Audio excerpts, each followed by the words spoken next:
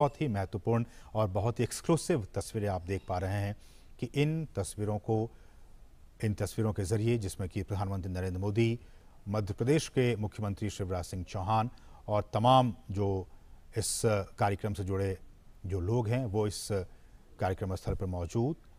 और ये देखिए, प्रधानमंत्री उन तमाम 8 चीतों को, उनके क्रेट्स को अब ये खोल दिया गया। और ये देखिए, पहला चीता खुद फोटोग्राफी करते हुए। ये बहुत ज़्यादा ये महत्वपूर्ण पल। आप सोचिए, 70-75 साल हो गए हमारे देश में चीते विलुप्त हो गए थे, और उस विलुप्ति के बाद कई सालों तक बहुत विचार विमर्श के बाद कि आखिरकार फिर से हमारे जंगलों में कैसे चीतों की वापसी हो सके। ये देखिए, ये वही चीते, अब हमारे नामीबिया के ये चीते अब कूनो नेशनल पार्क में पहुंच चुके हैं। ये आसपास के वातावरण को देख रहे हैं, महसूस कर रहे हैं, क्योंकि एक बहुत ही अलग इन्हें एहसास हो रहा होगा नामीबिया के जंगलों से। अब ये सीधे भारत के जंगलों में कूनो नेशनल पार्क में अब ये पहुंच चुके हैं। प्रधानमंत्री इस बहुत ही महत्वपूर्ण क्षण का लुत्फ उठाते हुए और उन तस्वीरों को अपने कैमरे में कैद करते हुए, साथ में आपने देखा मध्य प्रदेश के मुख्यमंत्री शिवराज सिंह चौहान भी मौजूद थे। कुल 8 चीतों को हिंदुस्तान लाया गया है। जैसा कि हमने बताया कि इनमें 5 मादा चीता हैं और 3 नर चीता हैं। इन 8 चीतों को आपने देखा, प्रधानमंत्री ने विशेष जो क्रेट्स थे उन क्रेट्स को खोल दिया गया और फिर वो सभी 8 चीते अब मुक्त हो चुके हैं। लेकिन ये अभी जंगलों में नहीं जाएंगे, ये एक बहुत ही ख़ास एरिया बनाया गया है। उन्हीं ख़ास एरिया में अभी ये 1 महीने तक रहेंगे और उसके बाद फिर इनकी लगातार मॉनिटरिंग की जा रही है। मॉनिटरिंग की जाएगी। आप देख सकते हैं इन चीतों के जो गर्दन है उस पर एक कॉलर, जो GPS टैग है वो लगा हुआ है, ताकि इनकी मॉनिटरिंग की जा सके। और मैं उसी पर लौट भी रहा था कि सभी चीतों के गर्दन पर उनके नाम या फिर कोड के हिसाब से सैटेलाइट या फिर GPS VHF कॉलर्स लगा दिए गए हैं। और इसी नेशनल पार्क में जो हम आपको दिखा रहे हैं, ये कूनो राष्ट्रीय उद्यान, कूनो नेशनल पार्क, इसमें एक डेटा डाउनलोड फैसिलिटी सेंटर बनाई गई है। और इस इक्विपमेंट को, रेडियो टेलीमेट्री इक्विपमेंट को खरीदने और फैसिलिटी बनाने की सारी प्रक्रिया 4 से 6 महीने में पूरी कर ली जाती है। और ये जो आप देख रहे हैं इनके गर्दन में, इनको वहीं पे इन चीतों को लाने से पहले ही इनको नामीबिया पहुंचा दिया गया था। और फिर इन्हें ये तमाम जो कॉलर हैं, RF ये कॉलर, इनको लगाकर ही इन्हें लाया गया है। रेडियो कॉलर है इन्हें, और इनकी ताकि इनकी जो ट्रैकिंग है, इनकी निगरानी वो हो सके रेडियो कॉलर के ज़रिए।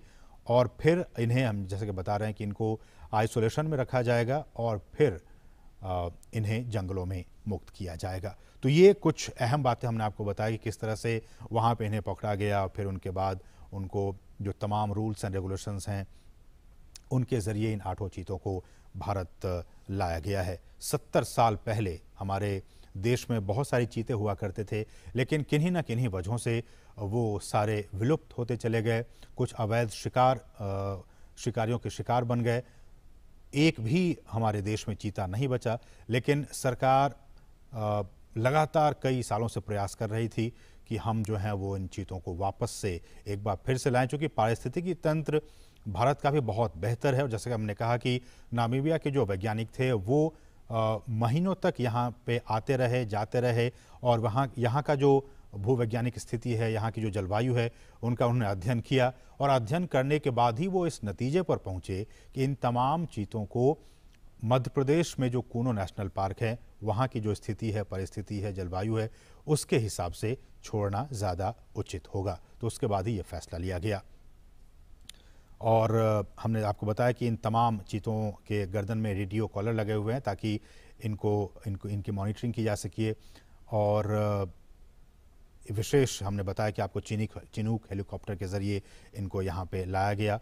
और प्रधानमंत्री मोदी आप देख सकते हैं इनको विशेष जो क्रेट्स थे उनको खोलकर और प्रधानमंत्री ने इनको खुद वहाँ मुक्त किया, वो वहाँ पे अब विचरण कर रहे हैं। जो चीता प्रोजेक्ट है, अगर मैं इसकी बात करूं, ये भी बहुत महत्वपूर्ण है आपके लिए जानना कि किस तरह से भारत में चीतों को एक बार फिर से बसाने की यहाँ पे कार्य योजना बनाई गई और इस योजना के तहत 5 साल में देश के कई नेशनल पार्क में ऐसी उम्मीद की जा रही है, जो हमारे वैज्ञानिक हैं, जीव वैज्ञानिक हैं, उनकी तरफ से ये कहा जा रहा है कि अगर ये ट्रांसलोकेशन और यहाँ पे ये सारी चीज़ें सही अनुमान के मुताबिक प्लानिंग के हिसाब से सब कुछ ठीक रहा तो आने वाले 5 से 10 साल में इनके ज़रिए और भी जो बच्चे होंगे उनको ऐसे उम्मीद की जा रही है कि 40 से 50 चीते पैदा होंगे और फिर उनको देश के अलग अलग नेशनल पार्क में फिर उन्हें बसाया जाएगा। बहुत ही महत्वपूर्ण। अभी तो सिर्फ ये 8 चीते कूनो नेशनल पार्क में आए हैं, लेकिन इन के बाद इनकी जब आबादी बढ़ेगी, ऐसी उम्मीद की जा रही है कि 40 से 50 के तादाद में इनकी आबादी होगी आने वाले 5 सालों में, तो उसके बाद इनको फिर देश के अलग अलग नेशनल पार्क में फिर इन चीतों को बसाने का काम किया जाएगा। और इस कार्य योजना के ज़रिए जैसा कि हम कह रहे हैं कि भारत एक बार फिर दुनिया के सबसे तेज़ रफ्तार वाले जानवर चीता का घर अब बनने जा रहा है और भारत सरकार ने चीतों को फिर से देश के जंगलों में लाने का काम किया है, बहुत ही महत्वपूर्ण काम किया है। और प्रधानमंत्री जैसा कि आप देख सकते हैं कितने उत्साहित हैं, खुद कैमरे के जरिए उन तस्वीरों को कैद करने की कोशिश कर रहे हैं। प्रधानमंत्री खुद भी चीतों को देश में लाने और इसे बसाने में निजी, बिल्कुल पर्सनल लेवल पे निजी रुचि दिखा रहे थे और उसी का नतीजा है कि आज ये 8 चीते अब हिंदुस्तान की सरजमी पर पहुंच चुके हैं। ये हम आपको बताएं, चीता आपने भी देखा होगा तमाम टेलीविज़नों के ज़रिए, नेशनल ज्योग्राफिक पे, एनिमल प्लैनेट चैनल पे, कि किस तरह से ये जंगलों में रहता है और ये एक मांसाहारी जानवर होता है। भारत से इसका लगभग 70-75 साल पहले खात्मा हो गया था और कहा जाता है कि अवैध शिकार जो रहा वो एक बहुत अहम वजह रहा इनके एक्सटिंक्ट होने के, इनके विलुप्त होने के। ज़्यादा शिकार, और ये भी कहा जाता है कि जो चीतों का जो नेचुरल हैबिटेट था उनको भी काफ़ी नुकसान पहुंचा था, इसलिए धीरे धीरे विलुप्त हो गए। बहरहाल देश में चीतों को फिर से लाया गया है और हमारे जो जंगल हैं उनका जो इकोसिस्टम है, उनका जो पारिस्थितिकी तंत्र है, ये अब उनके लिए वरदान साबित हो सकता है। जैसा कि हम सभी जानते हैं कि ये जो जानवर है, ये जो चीता है, वो खुले मैदानों में रहते हैं। उनका आवास मुख्य रूप से वहीं होता है जहां उनके लिए शिकार अच्छी खासी तादाद में मौजूद होते हैं। घास के मैदान हो, झाड़ियाँ हों, खुले जंगल हों, अर्ध शुष्क वातावरण और थोड़ा सा ज़्यादा तापमान उनके लिए सही होता है। तो थोड़ा ज़्यादा तापमान हो, हम जानते हैं कि मध्य प्रदेश का ये इलाका ज़्यादा तापमान इनका रहता है यहाँ पे 12 महीने, इसलिए भी हमारे जो वैज्ञानिक हैं उन्होंने कहा कि ये काफ़ी उचित होगा यहाँ पे इन्हें रखना। घास के मैदान हैं, झाड़ियाँ हैं, खुले जंगल हैं, ये तमाम चीज़ें इनके अनुकूल हैं इनको यहाँ पे रखने के लिए, इसलिए यहाँ पे इन्हें लाया गया। चीतों को बचाने के लिए उनके शिकार करने के आधार, उनको हमें बचाने की ज़रूरत है। उनके शिकार के आधार करने के आधार को हमें बचाना होगा, जिसमें कुछ खतरे में पड़ी प्रजातियां भी शामिल हैं, बल्कि घास के मैदानों की जो दूसरी अन्य लुप्त प्राय प्रजातियां हैं और खुले वनों का जो इकोसिस्टम है, जो पारिस्थितिकी तंत्र है, उन्हें भी हमें बचाना होगा। जिस बेस पे हम वही कह रहे हैं कि जिस बेस पे, जिस आधार पे ये तमाम चीते यहाँ जिंदा रहेंगे, यहाँ रहेंगे, उस बेस को भी, उस आधार को भी हमें बचा कर रखना होगा, तभी तो ये उस इकोसिस्टम में आराम से रह पाएंगे। इसलिए भी हम बार बार ये कह रहे हैं और सरकार भी कह रही है कि उस सिस्टम को, उस बेस को हमें बचा कर रखना होगा। चीतों को वापस लाने से देश में खुले जो जंगल हैं उनको बचाने के काम को भी अब काफ़ी मजबूती मिलेगी। और ये भी देखा गया कि बड़े जो मांसाहारी जानवरों में मानव जो इंटरेस्ट है, ह्यूमन इंटरेस्ट, मानव हितों के साथ संघर्ष चीतों में सबसे कम पाया जाता है। दूसरे जो ऐसे वाइल्ड एनिमल्स होते हैं उनके साथ मैन एनिमल कॉन्फ्लिक्ट होते रहते हैं, अक्सर होते रहते हैं, लेकिन चीतों के साथ ऐसा नहीं है। चीतों के साथ जो मैन एनिमल कॉन्फ्लिक्ट है वो बाकी जो ऐसे एनिमल्स हैं, वाइल्ड एनिमल्स हैं, उनके मुकाबले काफ़ी कम ऑब्जर्व किया गया है, काफ़ी कम देखा गया है। वो सामान्यतया मनुष्यों के लिए खतरा नहीं होते हैं और जो बड़े पशु हैं उन पे भी वो सामान्यतया हमला नहीं करते हैं। और wild life trust of India ने इसकी शुरुआत की थी कि किस तरह से इसको लाया जाए, और दुनिया भर के विशेषज्ञों, पर्यावरण, वन और जलवायु परिवर्तन मंत्रालय सहित भारत सरकार के कई अधिकारियों, राज्य सरकार के अधिकारियों ने इसके लिए कई दौर की बैठकें की। भारत सरकार के अधिकारी, मध्य प्रदेश सरकार के अधिकारी, वन विभाग के अधिकारी, नामीबिया से जुड़े अधिकारी, इन तमाम अधिकारियों की कई महीनों से लगातार बैठकें हो रही थी ताकि ये सारा जो काम है वो बहुत ही इजी वे में हो सके। और इसके लिए जो साइट सर्वे का काम है उसका फैसला लिया गया था। और हालांकि इसके बाद ये भी खबरें आई कि वैसे राज्यों में इन्हें छोड़ा जाए जहां की पहले से चीता पाए जाते थे और उन्हें ही प्रायोरिटी बेसिस पर उन राज्यों को सिलेक्ट किया जाए। तो उसके बाद नाम आया, गुजरात का नाम आया, राजस्थान का नाम आया, छत्तीसगढ़ का नाम आया, मध्य प्रदेश का नाम आया कि ये ऐसे राज्य हैं जहां की आज से 70 साल पहले चीता पाए जाते थे।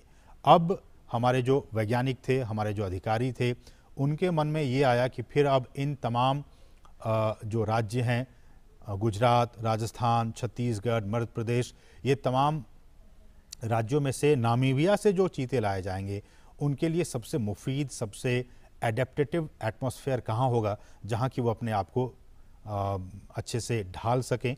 तो फिर जीव विज्ञानियों ने ये फैसला लिया कि इनके लिए मध्य प्रदेश ही सबसे उपयुक्त जगह है। मध्य प्रदेश का कूनो राष्ट्रीय उद्यान सबसे उपयुक्त जगह है जहाँ की इसे रखा जा सकता है, छोड़ा जा सकता है। तो उसके बाद ही यह फैसला लिया गया और फिर नामीबिया से हमने बताया कि किस तरह से इन 8 चीतों को यहाँ पे लाया गया है। अधिकतम दूरी आपने देखा होगा नेशनल ज्योग्राफिक चैनल पे या फिर एनिमल प्लैनेट चैनल पे, किस तरह से ये कितनी स्पीड में इस पृथ्वी पर अगर सबसे स्पीड में अगर दौड़ने वाला कोई प्राणी है तो वो चीता है। अधिकतम गति इसकी 450 मीटर तक ही दौड़ सकता है, लेकिन 1 मिनट में बहुत ज़्यादा स्पीड में ये दौड़ता है। 450 मीटर तक दूरी तक ये दौड़ सकता है अधिकतम गति से। और कहा जाता है कि दौड़ने के दौरान चीते के शरीर का जो तापमान है वो काफ़ी ज़्यादा बढ़ जाता है, इसलिए ये बहुत दूर तक नहीं दौड़ पाते हैं। बहुत स्पीड में दौड़ पाते हैं लेकिन बहुत दूर तक नहीं दौड़ पाते हैं, क्योंकि इससे इनके शरीर का जो हीट है वो काफ़ी बढ़ जाता है। और कहा जाता है कि जो तापमान है इनके शरीर का वो करीब 2.5 डिग्री सेल्सियस तक बढ़ जाता है। और ऐसे में जो इनका जो दिमाग होता है, ब्रेन, वो इस बढ़ी हुई गर्मी को सहन नहीं कर पाता है, झेल नहीं पाता है और वो अचानक ही दौड़ना बंद कर देता है। आपने देखा होगा तमाम जो प्रोग्राम्स बनते रहते हैं उसके ज़रिए, और ये 1 मिनट तक किसी भी शिकार का पीछा करता है और अगर वो नहीं मार पाता है तो फिर ये उसका पीछा करना छोड़ देता है। तो ये कुछ अहम बातें, हालांकि आप इसके बारे में जानते होंगे।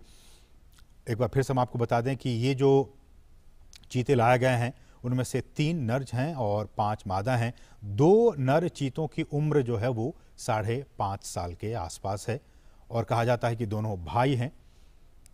इनमें भी काफ़ी कुछ ये बातें काफ़ी महत्वपूर्ण रखती हैं कि इनके आपस के संबंध कैसे हैं।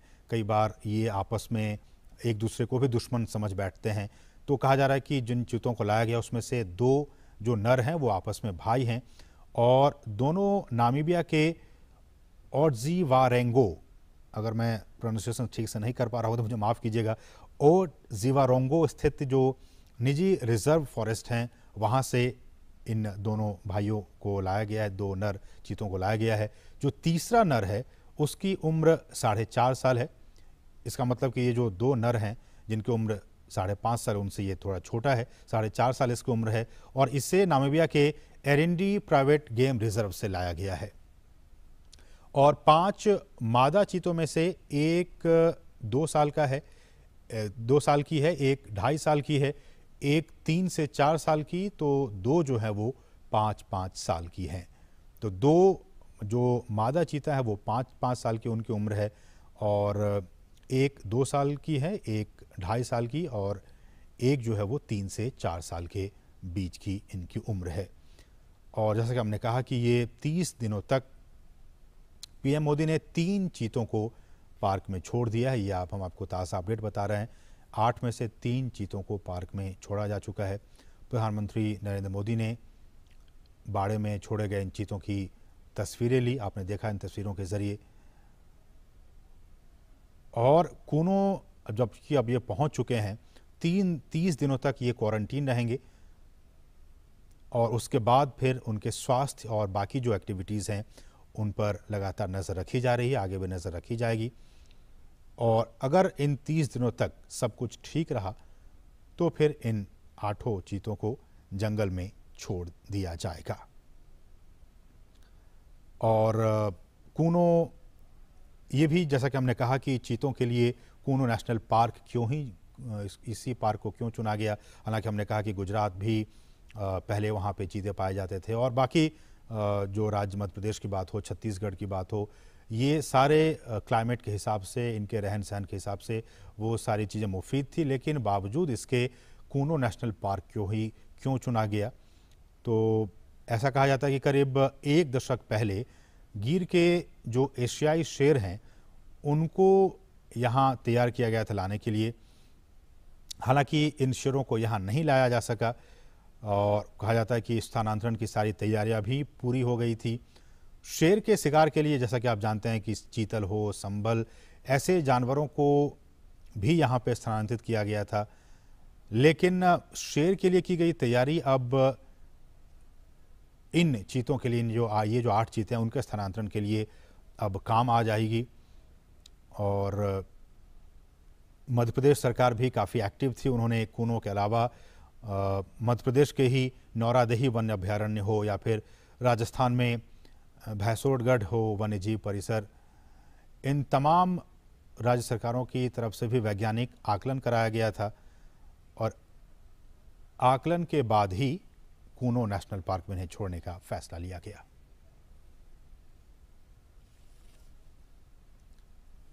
और भारत में 7 दशक के बाद चीतों की वापसी के ऐतिहासिक अवसर पर आइए सुनते हैं प्रधानमंत्री का ये बहुत ही खास संदेश। नमस्कार मेरे प्यारे देशवासियों,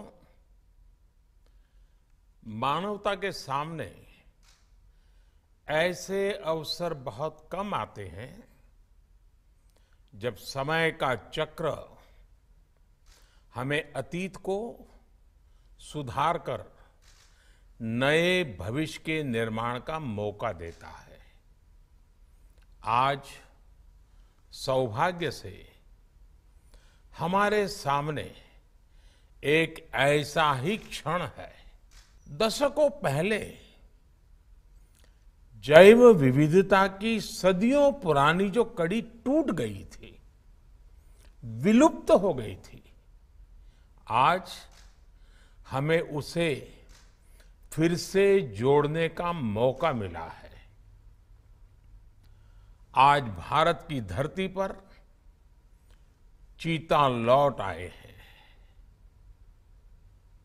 और मैं ये भी कहूंगा कि इन चीतों के साथ ही भारत की प्रकृति प्रेमी चेतना भी पूरी शक्ति से जागृत हो उठी है। मैं इस ऐतिहासिक अवसर पर सभी देशवासियों को बहुत बहुत बधाई देता हूं। विशेष रूप से मैं हमारे मित्र देश नामीबिया और वहां की सरकार का भी धन्यवाद करता हूं, जिनके सहयोग से दशकों बाद चीते भारत की धरती पर वापस लौटे हैं। मुझे विश्वास है ये चीते न केवल प्रकृति के प्रति हमारी जिम्मेदारियों का बोध कराएंगे, बल्कि हमारे मानवीय मूल्यों और परंपराओं से भी अवगत कराएंगे। साथियों, जब हम अपनी जड़ों से दूर होते हैं तो बहुत कुछ खो बैठते हैं। इसलिए ही आजादी के इस अमृत काल में हमने अपनी विरासत पर गर्व और गुलामी की मानसिकता से मुक्ति जैसे पंच प्राणों के महत्व को दोहराया है। पिछली सदियों में हमने वो समय भी देखा है जब प्रकृति के दोहन को शक्ति प्रदर्शन और आधुनिकता का प्रतीक मान लिया गया था। 1947 में जब देश में केवल आखिरी 3 चीते बचे थे तो उनका भी साल के जंगलों में निष्ठुरता और गैर जिम्मेदारी से शिकार कर लिया गया। ये दुर्भाग्य रहा कि हमने 1952 में चीतों को देश से विलुप्त तो घोषित कर दिया, लेकिन उनके पुनर्वास के लिए दशकों तक कोई सार्थक प्रयास नहीं हुआ। आज आजादी के अमृत काल में अब देश नई ऊर्जा के साथ चीतों के पुनर्वास के लिए जुट गया है। अमृत में तो वो सामर्थ्य होता है जो मृत को भी पुनर्जीवित कर देता है। मुझे खुशी है कि आजादी के अमृत काल में कर्तव्य और विश्वास का ये अमृत हमारी विरासत को, हमारी धरोहरों को और अब चीतों को भी भारत की धरती पर पुनर्जीवित कर रहा है। इसके पीछे हमारी वर्षों की मेहनत है। एक ऐसा कार्य राजनीतिक दृष्टि से जिसे कोई महत्व नहीं देता, उसके पीछे भी हमने भरपूर ऊर्जा लगाई। इसके पीछे एक विस्तृत चीता एक्शन प्लान तैयार किया गया। हमारे वैज्ञानिकों ने लंबी रिसर्च की, साउथ अफ्रीकन और नामीबियाई एक्सपर्ट के साथ मिलकर काम किया। हमारी टीम्स वहां गई, वहां के एक्सपर्ट भी भारत आए। पूरे देश में चीतों के लिए सबसे उपयुक्त क्षेत्र के लिए वैज्ञानिक सर्वे किए गए और तब कूनो नेशनल पार्क को इस शुरुआत के लिए चुना गया। और आज हमारी वो मेहनत परिणाम के रूप में हमारे सामने है। साथियों, ये बात सही है कि जब प्रकृति और पर्यावरण का संरक्षण होता है तो हमारा भविष्य भी सुरक्षित होता है, विकास और समृद्धि के रास्ते भी खुलते हैं। कूनो नेशनल पार्क में जब चीता फिर से दौड़ेंगे तो यहां का ग्रासलैंड इकोसिस्टम फिर से रिस्टोर होगा, बायोडायवर्सिटी और बढ़ेगी। आने वाले दिनों में यहां इको टूरिज्म भी बढ़ेगा, यहां विकास की नई संभावनाएं जन्म लेगी, रोजगार के अवसर बढ़ेंगे। लेकिन साथियों, मैं आज आपसे सभी देशवासियों से एक आग्रह भी करना चाहता हूं। कूनो नेशनल पार्क में छोड़े गए चीतों को देखने के लिए देशवासियों को कुछ महीने का धैर्य दिखाना होगा, इंतजार करना होगा। सहयोग करना होगा। आज ये चीते मेहमान बनकर आए हैं, इस क्षेत्र से अनजान है। कूनो नेशनल पार्क को ये चीते अपना घर बना पाए, इसके लिए हमें इन चीतों को भी कुछ महीने का समय देना होगा। अंतर्राष्ट्रीय गाइडलाइंस पर चलते हुए भारत इन चीतों को बसाने की पूरी कोशिश कर रहा है। हमें अपने प्रयासों को विफल नहीं होने देना है। साथियों, दुनिया आज जब प्रकृति और पर्यावरण की ओर देखती है तो सस्टेनेबल डेवलपमेंट की बात करती है, लेकिन प्रकृति और पर्यावरण, पशु और पक्षी भारत के लिए एक केवल सस्टेनेबिलिटी और सिक्योरिटी के विषय ही सिर्फ है ऐसा नहीं है। हमारे लिए ये हमारी सेंसिबिलिटी और स्पिरिचुअलिटी का भी आधार है। हम वो लोग हैं जिनका सांस्कृतिक अस्तित्व सर्वम खल्विदम ब्रह्म इस मंत्र पर टिका हुआ है।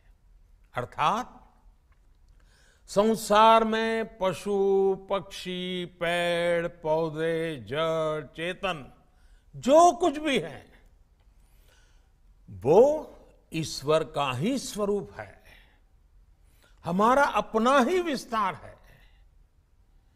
हम वो लोग हैं जो कहते हैं परम परोपकारार्थम यो जीवति सह जीवति, अर्थात खुद के फायदे को ध्यान में रख करके जीना वास्तविक जीवन नहीं है। वास्तविक जीवन वो जीता है जो परोपकार के लिए जीता है। इसलिए हम जब खुद भोजन करते हैं उसके पहले पशु पक्षियों के लिए अन्न निकालते हैं। हमारे आसपास रहने वाले छोटे से छोटे जीव की भी चिंता करना हमें सिखाया जाता है, बचपन से सिखाया जाता है। हमारे संस्कार ऐसे हैं कि कहीं अकारण किसी जीव का जीवन चला जाए तो हम अपराध बोध से भर जाते हैं। फिर किसी पूरी जीव जाति का अस्तित्व ही अगर हमारी वजह से मिट जाए, ये हमें कैसे स्वीकार हो सकता है? आप सोचिए, हमारे यहां कितने ही बच्चों को ये पता तक नहीं होता है कि जिस चीता के बारे में सुनकर वो बड़े हो रहे हैं वो उनके देश से पिछली शताब्दी में ही लुप्त हो चुके हैं। आज अफ्रीका के कुछ देशों में और ईरान में चीता पाए जाते हैं, लेकिन भारत का नाम उस लिस्ट से बहुत पहले हटा दिया गया था। आने वाले वर्षों में बच्चों को इस विडंबना से नहीं गुजरना पड़ेगा। मुझे विश्वास है वो चीता को अपने ही देश में कूनो नेशनल पार्क में दौड़ता देख पाएंगे।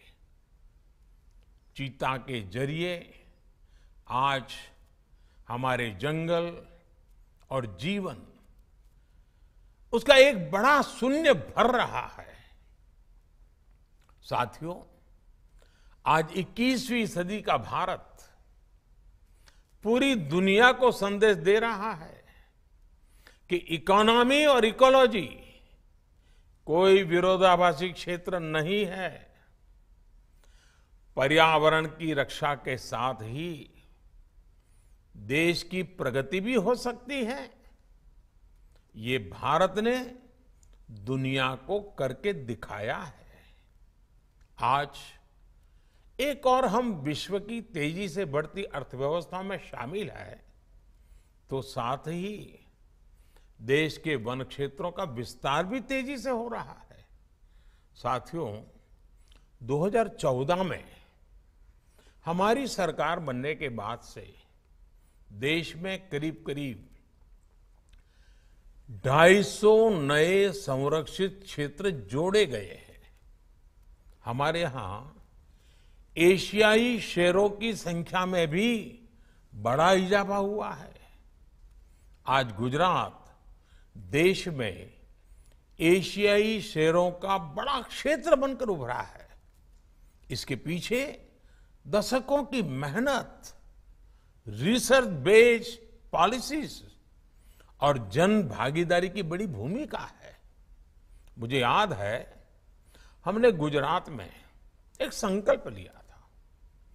हम जंगली जीवों के लिए सम्मान बढ़ाएंगे और संघर्ष घटाएंगे।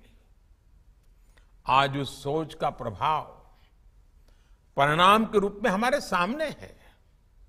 देश में भी टाइगर्स की संख्या को दोगुना करने का जो लक्ष्य तय किया गया था, हमने उसे समय से पहले हासिल किया है।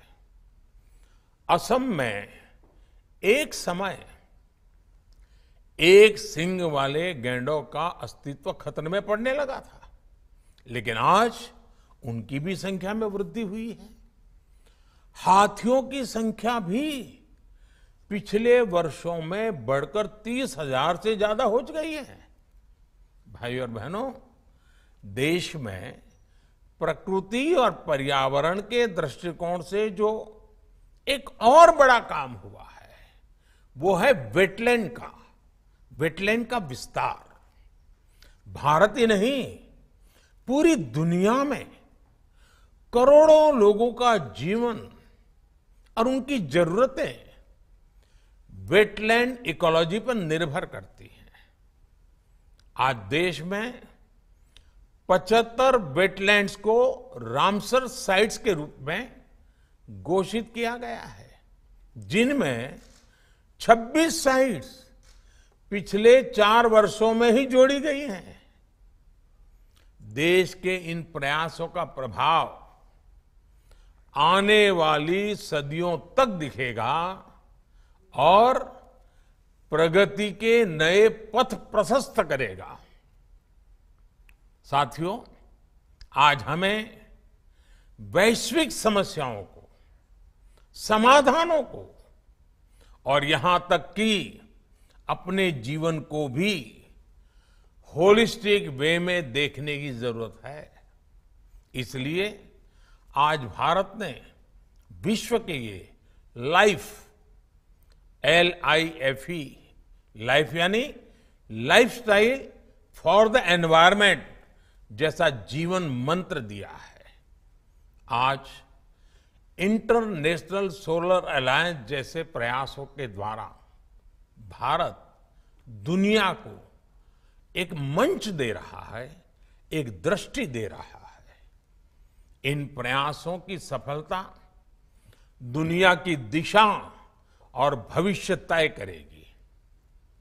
इसलिए आज समय है कि हम ग्लोबल चुनौतियों को दुनिया की नहीं, अपनी व्यक्तिगत चुनौती भी माने।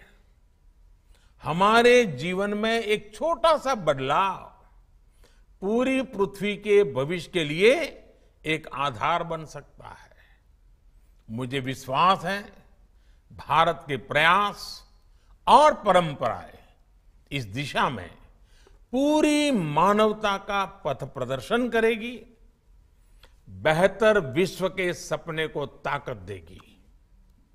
इसी विश्वास के साथ आप सभी को इस मूल्यवान समय पर, ऐतिहासिक समय पर बहुत बहुत धन्यवाद देता हूं, बहुत बहुत बधाई देता हूं।